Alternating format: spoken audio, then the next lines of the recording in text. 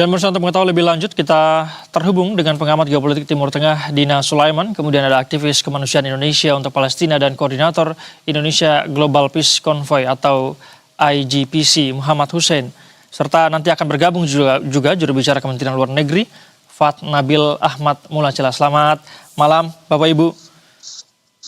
Ya, selamat malam Mas Said. Baik. Selamat malam semuanya. Selamat malam waktu Indonesia Pak Mas Hussein. Baik, dan Bu Dina, saya mau ke Mas Hussein dulu. Mas Hussein, sebelum kita mulai diskusi kita begitu ya, saya ingin meminta update dulu dari Anda. Bisakah Anda memberikan kami gambaran apa yang sedang terjadi? Ada berapa kapal yang ditahan? Kemudian bagaimana kabar para aktivis dan berapa kapal yang lanjut? Mas Hussein. Baik, dari 42 kapal yang tercatat dalam gerakan Global Flotilla ini yang sudah terkonfirmasi sejauh ini 22 kapal itu telah dibajak dan para aktivisnya diculik. Namun ada sekitar 20 kapal lainnya, ya 18 kapal lainnya maksud saya, ini kondisinya dan situasinya tidak diketahui karena sistem komunikasi yang kami pasang di kapal-kapal tersebut sudah dikacaukan oleh Israel. Dan menurut sumber di lapangan, kemungkinan besar kapal-kapal tersebut juga sudah berhasil dibajak dan diintercept oleh Israel. Maka sejauh ini pelayaran dipastikan berhenti, tidak ada satu kapal pun yang benar-benar sampai ke Gaza akibat pembajakan secara ilegal dan secara sewenang-wenang oleh tentara Israel. Adapun ada dua kapal lain, kapal observer yang bernama Summertime Jong Melayu dan kapal Shirin Abu Akla yang memang diberikan peran dan tugas sebagai kapal pengamat. Dan salah satu kapalnya adalah kapal Summertime Jong yang saya berada di dalamnya. Kita sesuai protokol yang ditetapkan sejak awal, kalau kapal-kapal berhasil masuk Gaza, maka kami masuk Gaza bersama mereka. Namun kalau kapal-kapal terdepan ini diintercept, maka harus ada kapal-kapal yang diselamatkan. Dan juga menyelamatkan dokumen-dokumen berharga dan penting yang dikumpulkan dari kapal-kapal lain sebelum intercept. Makanya dua kapal observer ini, baik itu Jong Melayu maupun kapal Shiren, bergerak menuju tempat yang lebih aman dan menjauhi area baik itu red zone maupun yellow zone dari kawasan bibir pantai Mediterania Palestina. Mas Hussein, dari 40-an kapal yang Anda sebutkan tadi, apakah kapal yang Anda tumpangi saat ini salah satunya? Ya, saya sekarang berada di salah satu kapal dari 42 kapal yang tadi saya sebutkan. Sudah ada 22 kapal setidaknya begitu ya yang dibajak oleh tentara Israel. Mas Hussein, apakah Anda mendapatkan informasi apa yang menjadi dalih tentara Israel saat membajak kapal-kapal yang sekitar 22 kapal yang Anda sebutkan tadi? Ya, karena kita mengetahui Israel ini adalah satu entitas yang selalu mengklaim sesuatu yang bukan mereka, maka kali ini kapal-kapal kami yang berlayar di perairan internasional mereka anggap sebagai usaha penetrasi terhadap wilayah kekuasaan mereka. Padahal sekali lagi saya pastikan bahwa aksi pembajakan tadi malam dilakukan di perairan internasional. Dan Israel sekali lagi mengklaim bahwa perairan itu adalah perairan mereka. Maka mereka menjustifikasi penyerangan tersebut bahwa ini adalah misi yang melanggar konstitusi mereka. Dan justifikasi lainnya adalah hal yang sudah mereka persiapkan sejak lama, yaitu labelisasi. Mereka membuat narasi, membuat framing bahwa kami para aktivis kemanusiaan yang berada di kapal-kapal ini adalah kemanusiaan yang digerakkan oleh gerakan Hamas. Ya, Hamas lagi-lagi dijadikan alat oleh mereka sebagai justifikasi untuk menyerang kapal-kapal tersebut. Padahal kami tegaskan, kapal yang kami naiki dan para aktivis-aktivis yang ada di atasnya adalah kapal-kapal sipil.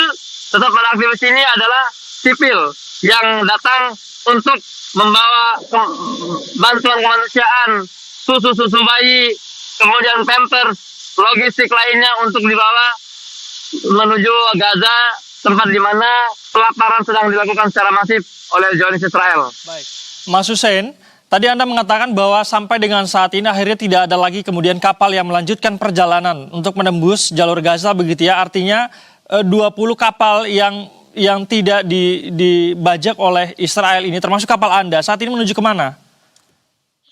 untuk dua kapal observer yang menjauh dari lokasi konflik atau lokasi penyergapan, kami diarahkan untuk bergerak menuju Kepulauan Siprus. Baik. Saya ingin ke Bu Dina. Bu Dina, bagaimana tanggapan Anda melihat kejadian ini? Banyak kemudian pimpinan negara lain, Presiden katakanlah Kolombia, Turki mengutuk aksi pembajakan kapal yang membawa misi kemanusiaan ini. Bagaimana tanggapan Anda, Bu Dina? Baik, tentu saja ini pelanggaran hukum internasional yang sangat jelas ya, karena para aktivis ini sama sekali tidak melakukan kesalahan apapun. Mereka berada di perairan internasional, dan kalaupun mereka bisa masuk ke Gaza itu juga dengan tujuan damai.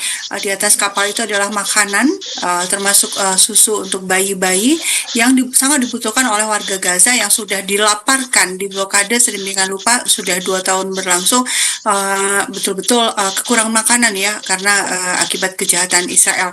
Jadi seharusnya tidak boleh ada penangkapan seperti itu. Nah, mengenai respons para pemimpin negara, terutama mereka yang warga negaranya ada di kapal-kapal itu, yaitu memang harus dilakukan. Tapi tentu harapannya tidak sekedar mengecam ya, tapi juga melakukan hal-hal yang memang ada dampaknya. Misalnya yang terbaru yang saya baca, Presiden Kolombia itu sampai ingin mengajukan tuntutan internasional, kemudian juga melakukan pemutusan hubungan ya, rencananya melakukan pemutusan hubungan dengan Israel dan lain-lain. Saya pikir itu tindakan yang perlu dilakukan ya, tidak hanya sekedar mengecam, dan yang terpenting itu memutus arus logistik ya ke Israel. Jadi kalau negara-negara ini mengaku membela Palestina dan kemudian juga bahkan dalam hal ini para aktivis yang ada di kapal, berarti kan mereka juga punya kewajiban untuk membela warga negara mereka kan gitu ya. Ya, tunjukkan dengan sikap gitu ya, tunjukkan dengan bukti yang konkret. Antara lain kalau negara-negara tersebut masih punya hubungan diplomatik dengan Israel, masih punya hubungan dagang dengan Israel, ya hentikan semua itu. Karena Israel tidak bisa lagi dihentikan dengan kata-kata, tapi harus dengan tindakan. Baik, harus dengan tindakan. Bahkan ini jelas-jelas melanggar peraturan. Ini ilegal begitu ya, Bu Dina? Bisa dikatakan seperti itu ya? Pembajakan ini? Ya, melanggar.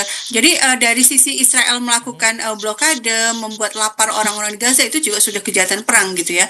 Nah, sekarang terkait dengan kapal ini mau membawa makanan dan saat ini posisinya di perairan internasional, kemudian ditangkap, diculik, itu juga merupakan pelanggaran hukum internasional. Sehingga yang disebut pelanggaran hukum yang dilakukan oleh Israel itu sudah berlapis-lapis sebenarnya. Sudah banyak sekali jenis pelanggaran yang mereka lakukan.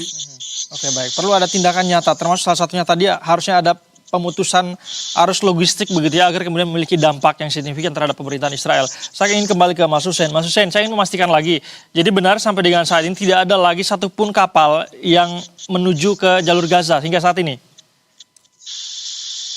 Ya, sejauh ini yang sudah dikonfirmasi adalah semua kapal sudah tidak lagi menuju Gaza. Ada satu kapal yang terlihat di tracker itu berada sangat dekat dengan perairan pantai Gaza yang namanya Mykonos. Namun setelah dikonfirmasi bahwa kapal itu kemungkinan sudah kosong dan sudah tidak ada pergerakan, maka dari itu bisa dipastikan bahwa tidak ada kapal yang melanjutkan pelayaran ke Gaza. Baik. Lantas 20-an kapal yang mungkin, koreksi kalau saya salah, berbalik arah begitu ya. Apakah masih akan melakukan upaya-upaya untuk kemudian menembus perairan yang dijaga oleh Israel? Bukan 20 kapal ya. Saya tegaskan lagi, dari 42 kapal, ada 22 kapal yang sudah dibajak. Sisanya ini tidak diketahui nasibnya. Kemungkinan mereka juga sudah dibajak. Namun tidak ada konfirmasi pasti. Yang pasti tidak ada yang bergerak kembali. Ya, semua kemungkinan besar dibajak. Namun ada 2 kapal observer yang memang sejak awal ditugaskan untuk mengamati dari belakang dan menjadi legal support untuk kapal-kapal lain. Dan diantaranya kapal yang sedang saya tumpangi ini yang sekarang sedang menuju ke tempat yang lebih aman. Hanya ada 2 kapal. Yang bernama kapal Summertime Jong dan satu lagi kapal namanya kapal Siren. Dan kami tegaskan lagi bahwa kami kembali untuk mempersiapkan armada yang lebih besar. Selama banyak blokade belum ditembus, selama genosida belum berhenti, selama Palestina masih belum merdeka, maka kami akan terus mengirimkan kapal-kapal baru untuk menembus blokade Gaza. Baik, Mas Hussein, adakah upaya-upaya negosiasi misalnya dengan otoritas setempat agar mendukung para relawan ini untuk kemudian bisa melanjutkan perjalanan ke jalur Gaza? Ya, negosiasi sudah dilakukan. Di detik-detik awal ketika intercept terjadi, ketika penyergapan dan pembajakan terjadi, sudah ada negosiasi antara para kapten-kapten kapal dengan militer Israel. Dan ditegaskan di situ oleh para kapten-kapten kapal bahwa gerakan kami adalah gerakan yang dilindungi oleh undang-undang internasional. Gerakan kami gerakan legal dan kami datang tanpa kekerasan dengan maksud perdamaian, membawa bantuan-bantuan kemanusiaan. Namun sekali lagi kita ketahui bersama, memang yang namanya Israel ini tidak bisa diajak negosiasi. Mereka hanya paham satu bahasa, yaitu bahasa kekerasan.